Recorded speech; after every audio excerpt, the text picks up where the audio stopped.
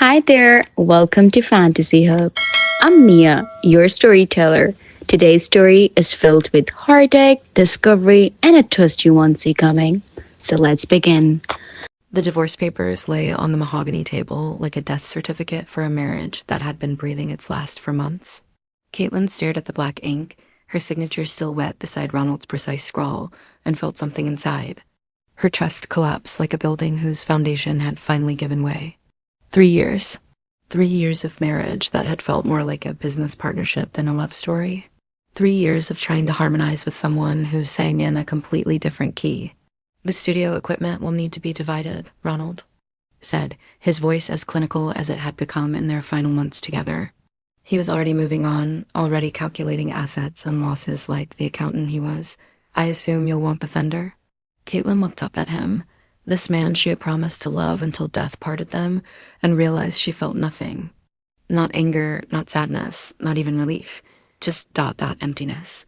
A hollow space where her heart used to be. Keep it, she heard herself say. Keep all of it. Ronald's eyebrows shot up. The vintage Fender Telecaster had been her prized possession, the guitar that had carried her through countless late-night recording sessions, the instrument that had been her voice when words failed her. Caitlin, you don't mean that? That guitar is worth, I know what it's worth, she said, standing up from the table with a strange sense of finality. And right now, it's worth my freedom. She walked out of the lawyer's office into the harsh afternoon sun, leaving behind not just a marriage, but an entire identity. For 3 years, she had been Caitlin Reed Morrison, co-owner of Harmony Productions, wife, business partner, half of a team. Now she was just Caitlin, and she had no idea who that person was supposed to be. The apartment felt cavernous without Ronald's presence, without the familiar hum of recording equipment that had once filled every corner.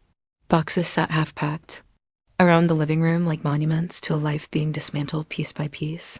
Caitlin sat on the hardwood floor, surrounded by the debris of her former existence, and tried to make sense of the numbers on the bank statement in her lap. Harmony Productions was hemorrhaging money. Without Ronald's steady income and business acumen, the company that had been her dream was becoming her nightmare. 3 missed mortgage payments, 2 bounced checks, 1 very angry landlord who had already started eviction proceedings for the studio space downtown. Her phone buzzed against the empty floor. Another creditor, no doubt. She let it go to voicemail, adding it to the collection of increasingly urgent messages she couldn't bear to return. The worst part wasn't the money, though. The worst part was the silence. For 15 years, music had been her constant companion. It had carried her through her parents' death, through failed relationships, through every heartbreak and triumph life had thrown her way. But now, sitting in this echoing apartment, she couldn't bring herself to even hum a melody. It was as if losing Ronald had somehow severed her connection to the very thing that made her who she was. And without music, without that fundamental part of herself, she felt like a ghost haunting her own life.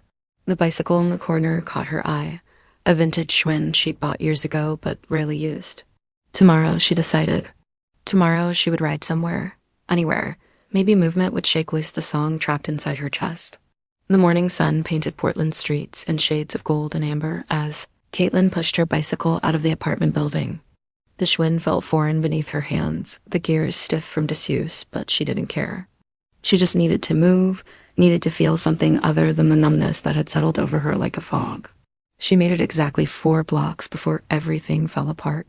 It started with a subtle grinding sound from the front wheel, then a violent shake in the handlebars that sent her careening toward a parked car.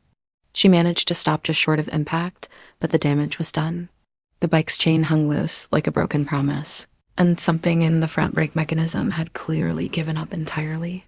Perfect, she muttered, standing in the middle of the sidewalk with her broken bicycle, feeling like the universe's favorite punchline. Just perfect. That's when she heard it, laughter. Not cruel laughter, but something warm and musical that made her look up despite herself. Rough morning. The voice belonged to a woman standing in the doorway of a small shop Caitlin had never noticed before. The sign above read Maggie's Music and Repair and hand-painted, letters that looked like they'd been crafted by someone who understood the art of taking time with things.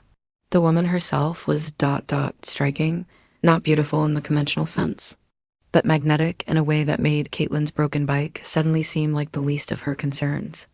She had wild, curly hair that caught the morning light like spun copper, grease-stained fingers that suggested she wasn't afraid of getting her hands dirty, and eyes the color of sea glass that seemed to see more than they should. You could say, that, Caitlin replied, trying to wrestle the chain back into position. Actually, you could say that about my entire year. The woman, Maggie, presumably, stepped closer, and Caitlin caught a scent that was equal parts motor oil and something. Floral she couldn't identify. Mind if I take a look? Maggie asked, already kneeling beside the bike before Caitlin could answer. Her hands moved over the mechanism with a confidence that spoke of years of practice. Ah, here's your problem. The derailleur cable snapped. And looks like your brake pads are completely shot. How much? Caitlin asked wearily, already calculating whether she could afford whatever repair bill was coming. Maggie looked up at her, those sea glass eyes studying her face with an intensity that made Caitlin's breath catch. Tell you what, she said slowly. I've got some time this morning, and I hate seeing beautiful things broken. How about I fix her up, and you buy me a coffee when I'm done? Something in Caitlin's chest fluttered, a feeling she hadn't experienced in so long she'd almost forgotten what it was. Are you sure? That doesn't seem like a fair trade. Maggie smiled, and it was like watching sunrise break over a mountain peak. Trust me, I'm getting the better end of this deal. Maggie's shop was a wonderland of organized chaos. Musical instruments hung from every available surface, guitars, mandolins, a banjo that looked older than the building itself, but it was the recording equipment in the back corner that made Caitlin's heart skip. You're a sound engineer, she said, more statement than question. Among other things, Maggie replied, her hands already working on the bike's chain with practiced efficiency. Music, bikes, broken hearts. I fix whatever needs fixing. That last part made Caitlin look at her sharply, but Maggie's expression remained focused on the derailleur. What kind of music do you work on? Caitlin found herself asking, drawn despite herself to the mixing board that gleamed like a spaceship console in the morning light. Everything. Folk, rock, electronic. Classical music is music, you know? It's all just different ways of saying the same thing. Maggie glanced up at her. What about you? You have that look. What look? The look of someone who speaks music fluently, but has forgotten how to say her own name in it. The observation hit so close to home that Caitlin felt tears prick at her eyes. She turned away, pretending to examine a vintage Martin hanging on the wall. I used to own a production company, she said quietly. Used to, past tense. Now, I can't even listen to the radio without feeling like someone's playing my funeral dirge. Maggie's hand stilled on the bike. What happened? And somehow, standing in this cluttered shop with morning light streaming through dusty windows, Caitlin found herself telling this strange woman everything. About Ronald, about the divorce, about the failing business and the empty apartment and the terrible, suffocating silence that had replaced the music in her soul. Maggie listened without judgment, occasionally making soft sounds of understanding, her hands continuing their gentle work on the bicycle as if fixing broken things was as natural as breathing. You know, she said when Caitlin finally ran out of words, sometimes when an instrument gets damaged, the repair makes it stronger than it was before. Different, maybe, but stronger. She stood up, wiping her hands on a rag, and gestured to the now functional bicycle. Want to take her for a test ride? The coffee shop Maggie chose was a tiny place wedged between a bookstore and a vintage clothing shop, the kind of establishment that served its beverages in mismatched mugs and didn't seem to care about profit margins.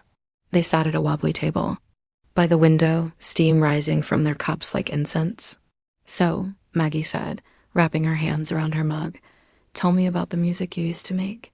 Caitlin hesitated. Talking about her music felt like prodding a fresh wound, but something about Maggie's presence made it feel safe to be vulnerable. Folk rock mostly, some indie stuff. I always said I wanted to make music that felt like coming home, even if you've never been there before. She paused, remembering. Ronald used to say that was too sentimental for commercial success. Ronald. Sounds like he wouldn't recognize magic if it bit him on the ass, Maggie said bluntly, then immediately looked apologetic. Sorry, that was accurate, Caitlin finished, surprised to find herself smiling for the first time in weeks. He was practical, too practical, maybe. He saw music as a product to be manufactured and sold. I saw it as, I don't know, prayer, maybe. Maggie leaned forward, her eyes lighting up. Yes, exactly. Music is the language we use to talk to the parts of ourselves we don't have words for. They talked for 2 hours. About music, about life, about the way certain songs could transport you to moments you'd forgotten you'd lived. Maggie told her about growing up in a house where the radio was always on, about learning to play guitar from YouTube videos because her family couldn't afford lessons, about the pure joy of helping artists find their sound. I have a theory, Maggie said as they prepared to leave, that every person has a song inside them that's uniquely theirs. Most people never find it, or they find it and let other people convince them it's not worth singing. But it's always there, waiting. What if you've forgotten how to sing? Caitlin asked quietly. Maggie stood up, slinging her bag over her shoulder. Then you start with humming, then maybe a whistle. Then maybe you find someone who remembers your melody and helps you sing it back to yourself. She paused at the door, looking back at Caitlin with those sea glass eyes. I'm in the shop most mornings if you want to stop by. I've got instruments that need playing, and I have a feeling they miss being sung too. Caitlin found excuses to ride past Maggie's shop every day for a week. Errands that required her to be in that neighborhood, sudden cravings for coffee from the little cafe down the street, mysterious problems with her bicycle that turned out to be nothing more than her own nervousness manifesting in mechanical form. On the 8th day, she finally worked up the courage to go inside. Maggie looked up from where she was restringing a guitar, her face breaking into that sunrise smile that made Caitlin's chest do strange things. Well, if it isn't my favorite customer, she said warmly. How's the bike running? Perfect, Caitlin admitted. I may have been overcautious about potential problems. Maggie's laugh was like wind chimes in a gentle breeze. Overcautious. I like that. Very diplomatic way of saying you were looking for an excuse to come back. Heat flooded Caitlin's cheeks. It's okay, Maggie said gently. I've been hoping you would. She set down the guitar and walked over to a battered upright piano. In the corner, want to hear something I've been working on? Without waiting for an answer, she sat down and began to play. The melody was haunting and beautiful, like water flowing over stones, like the first breath of spring after a long winter. It spoke of loss and hope, and the space between heartbeats where anything was possible. It doesn't have words yet, Maggie said when the last note faded. I keep hearing a voice singing over it, but I can't quite figure out what it wants to say. Caitlin found herself moving closer to the piano, drawn by something she couldn't name. Play it again? As Maggie's fingers moved over the keys, Caitlin felt something stirring inside her chest. A humming like a tuning fork struck against silence. And then, without conscious thought, she began to sing. The words came from somewhere deeper than memory, a wordless melody that seemed to pour out of her like water from a broken dam. It was rough, unpracticed, raw with months of disuse, but it was hers. For the first time in longer than she could remember, she was making music again.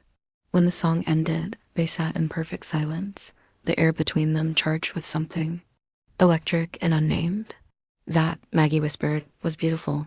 Caitlin looked down at her hands, overwhelmed by the intensity of what had just happened. I haven't sung in months. I thought I'd forgotten how. You didn't forget, Maggie said softly. You just needed the right accompaniment. The visits became daily occurrences. Caitlin would stop by the shop in the mornings, ostensibly to check on various bicycle concerns, but increasingly to spend time making music with Maggie. They worked on songs together, Maggie providing intricate instrumentals while Caitlin slowly, tentatively, began to trust her voice again. But it was more than music that drew her back. It was the way Maggie listened with her whole body, leaning forward when Caitlin spoke, as if every word mattered. It was the laugh lines around her eyes and the way she got completely absorbed in whatever project was in front of her. It was the gentle strength in her hands and the way she smelled like coffee and possibility. It was, Caitlin realized with growing alarm, attraction. Pure, uncomplicated, terrifying attraction. She had never been attracted to a woman before, had never even considered the possibility. Her relationships had always been with men, not passionate relationships she was beginning to understand, but comfortable ones. Safe ones, relationships that fit the script she thought she was supposed to follow. But this thing with Maggie felt different. It felt like discovering a room in her house that she never knew existed, like finding out she had been living in only half of herself her entire life. I should probably mention, Maggie said one afternoon as they sat sharing a bag of takeout. Chinese food, that I'm gay, in case that matters to you. Caitlin nearly choked on her lo mein. Oh, that's... Why would that matter? Maggie shrugged, but Caitlin could see the vulnerability behind the casual gesture. Some people get weird about it. especially if they think there might be, I don't know, complications. Complications? You know, Maggie gestured vaguely. Between them. When straight women and gay women become friends, sometimes lines get blurry. People assume things, get uncomfortable. Caitlin set down her chopsticks, her heart hammering against her ribs. What if the lines are already blurry? The words hung in the air between them like a dare. Maggie's eyes widened, and for a moment, neither of them breathed. Caitlin, Maggie said carefully, what are you saying? I don't know, Caitlin admitted, her voice barely above a whisper. I've always dated men. I was married to a man, but lately I keep thinking about you, about us, and I don't know what that means. Maggie leaned back in her chair, studying Caitlin's face with those sea glass eyes. How does it feel, the thinking about me? Caitlin closed her eyes, trying to put words to the sensation that had been building inside her for weeks. Like waking up from a dream I didn't know I was having. Like finding out I've been colorblind my whole life and suddenly seeing the world in full spectrum. When she opened her eyes, Maggie was smiling, not the careful, professional smile. She gave customers, but something soft and real and just for her. That, Maggie said quietly, sounds like recognition to me. It happened 3 days later, in the middle of an argument about chord progressions that had somehow turned into something much more personal. You're overthinking it, Maggie said, her fingers dancing across the guitar strings with easy confidence. Music isn't a math problem to be solved, it's a feeling to be expressed. But the structure matters, Caitlin insisted, pacing around. The small studio space. You can't just throw emotions at a song and hope it makes sense. Why not? Sometimes the best songs are the ones that don't make sense. Sometimes chaos is more honest than order. Caitlin stopped pacing and turned to face her. Is that your philosophy about everything? Just let chaos reign and see what happens. Not everything, Maggie said, setting down the guitar. Just the things that matter. Something in her tone made Caitlin's breath catch. They were suddenly not talking about music anymore. And what matters? Caitlin asked, her voice barely above a whisper. Maggie stood up, crossing the small space between them, until they were standing close enough that Caitlin could see the gold. Flecks in her green eyes. This, Maggie said simply. Whatever this is, whatever it's becoming. I don't know how to do this, Caitlin admitted. I don't know the rules or the ... The protocol, or Maggie reached up and cupped her face gently, thumbs brushing across her cheekbones. There are no rules, she said softly. There's just this moment and what feels right in it. The kiss was soft at first, tentative, a question more than a statement. But when Caitlin kissed back, it deepened into something that felt like coming. Home and leaving home all at once. It tasted like coffee and possibility and the kind of music that exists in the space between heartbeats. When they finally broke apart, Caitlin was shaking. Oh, she breathed. Good oh or bad oh? Maggie asked, her hand still gentle on Caitlin's face. Terrifying oh, Caitlin replied honestly, but also perfect oh. The weeks that followed were a masterclass in reconstruction, not just of Caitlin's understanding of herself, but of everything she thought she knew about love, attraction, and what it meant to build a life that fit. She and Maggie took things slowly, both of them understanding that Caitlin was navigating uncharted territory. They spent hours talking about sexuality, identity, the difference between the life you think you're supposed to want and the life that actually makes you happy. I keep waiting for this to feel wrong, Caitlin admitted one evening as they lay tangled together on Maggie's couch, listening to rain against the windows.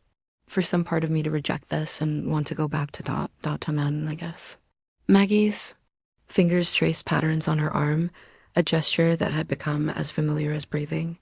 And it doesn't. It feels like the most natural thing in the world.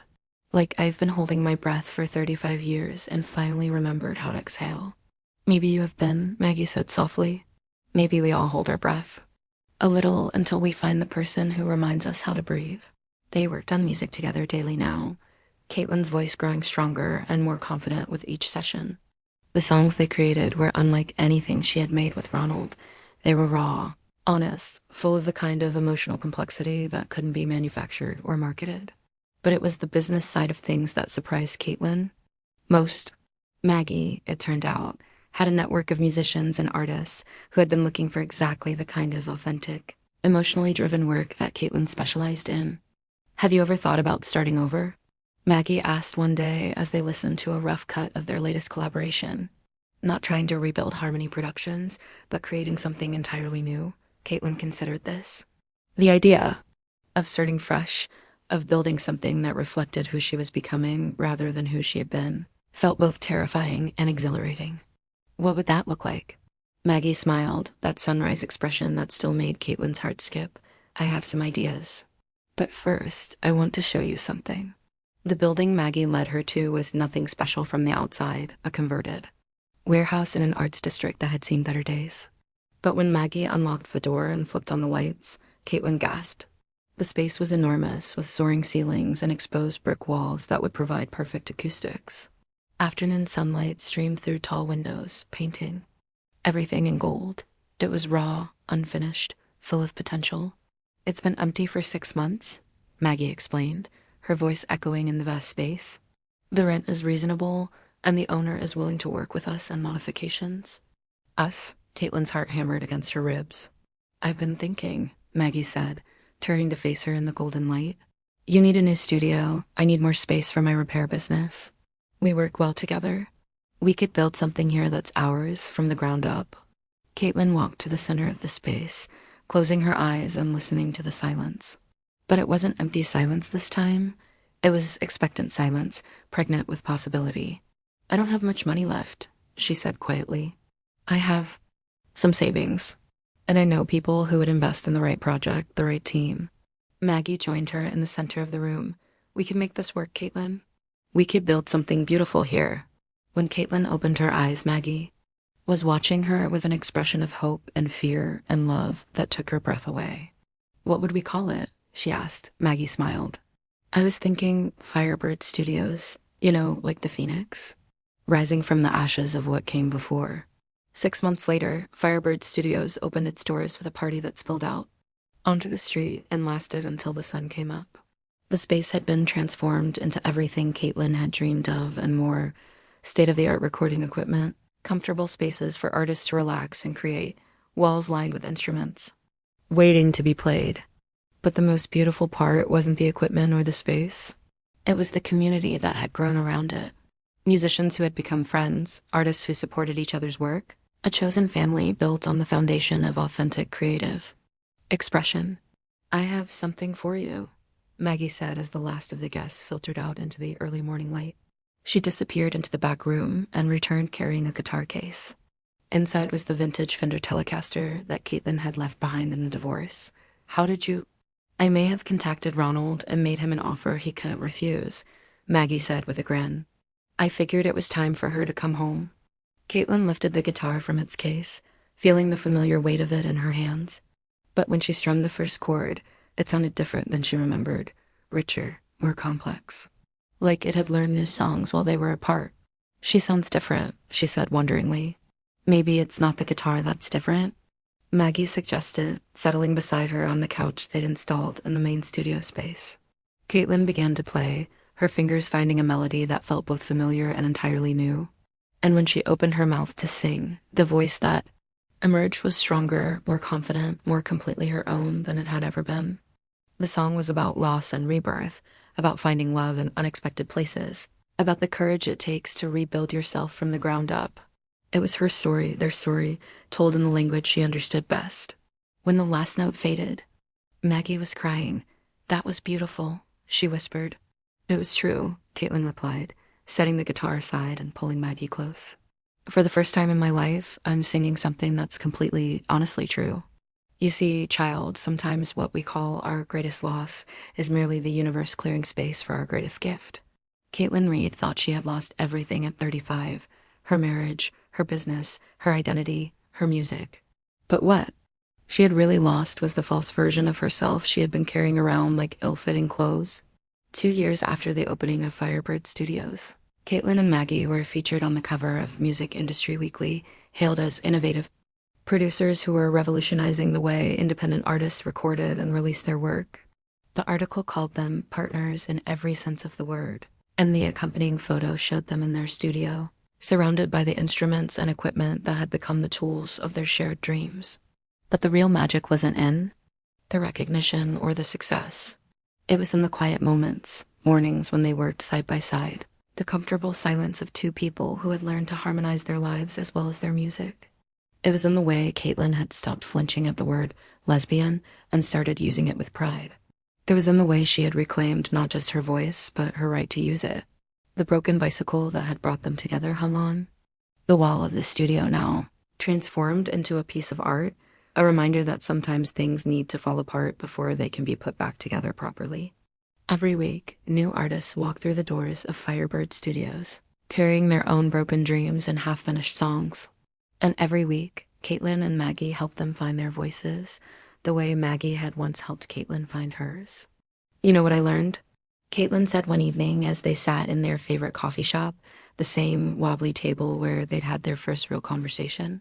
I spent 35 years trying to sing other people's songs, trying to be the person I thought I was supposed to be.